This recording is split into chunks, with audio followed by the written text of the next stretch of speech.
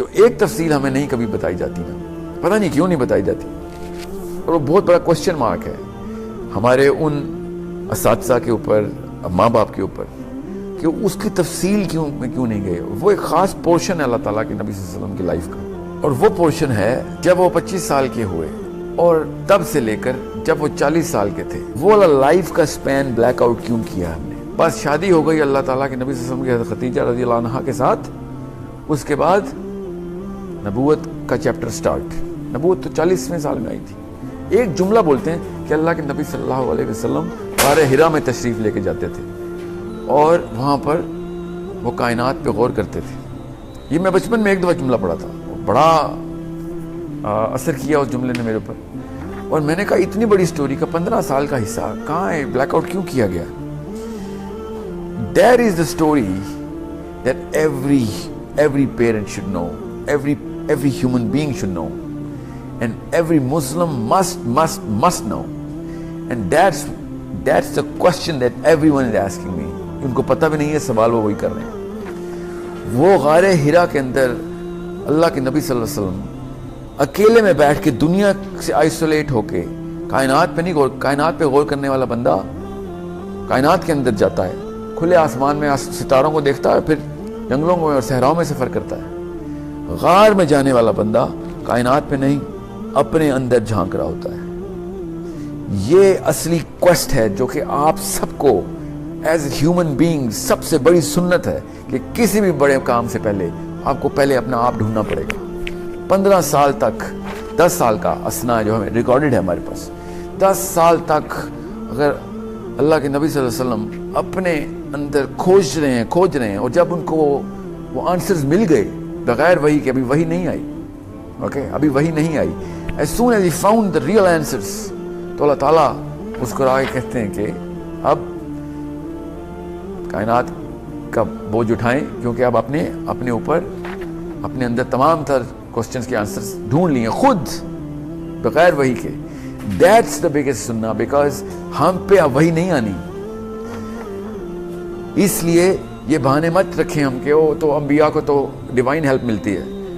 10 سال تک پہلے اپنے اوپر غور کریں، اور یہ ہر نبی کی سنت ہے. He goes into the soul searching, finding out the inner self. اور سب سے بڑی جہت یہ ہے، سب سے بڑا مشن یہ ہے کہ سب سے پہلے وقت لگائیں اپنے اوپر کہ میں اصل میں چاہ کیا رہا ہوں، میں اس موقع پہ کیوں پیدا ہوا، یہیں پہ کیوں پیدا ہوا. دنیا میں کوئی رولر کوسٹر رائڈ کے لیے تھوڑی آیا تھا میں. اتنے لوگ آتے ہیں اور خاص ایک اسنا پہ. The only one certainty of the whole planet from the history of time, the only one certainty جو کہ دنیا میں کوئی ریفیوٹ نہیں کر سکتا is not life.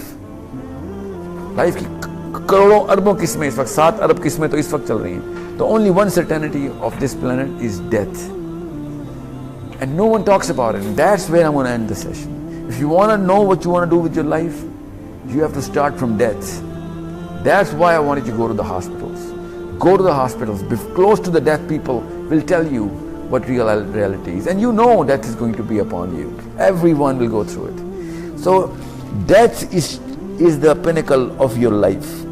Reverse engineer your purpose from death, because اگر آپ نے نہ مرنا ہوتا تو پھر آپ کو اجازت تھی کروڑوں خربوں کھائیں آپ، عیاشیاں کریں ساری عمر، جو مرضی کریں جہاں مرضی جائیں، مگر چونکہ آپ نے مر جانا ہے تو آپ کو اس سے پہلے کوئی مقصد اچیو کرنا ہے، اور $1 بلین کا کوئی فائدہ نہیں ہوگا، بینک میں جائیں گے سارے کے سارے.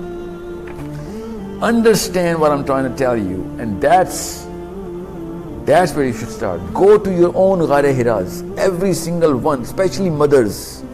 پاکستان کی سب سے زیادہ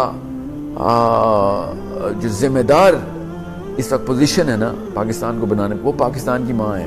پلیز سمجھیں اس بات کو، اپنے بچوں کو سوچنے والے کھلاڑی بنائیں. کرکٹ کے کھلاڑی بعد میں بنانا، سوچ کے کھلاڑی بنائیں ان کو.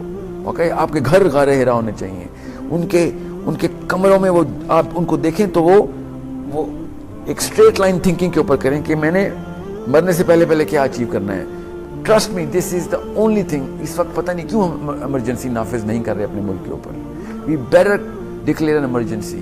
ہم عیاشی کے دور میں پیدا نہیں ہوئے، امن کا دور نہیں ہے. 1000 مصیبتیں ہمارے اوپر آئیں گی.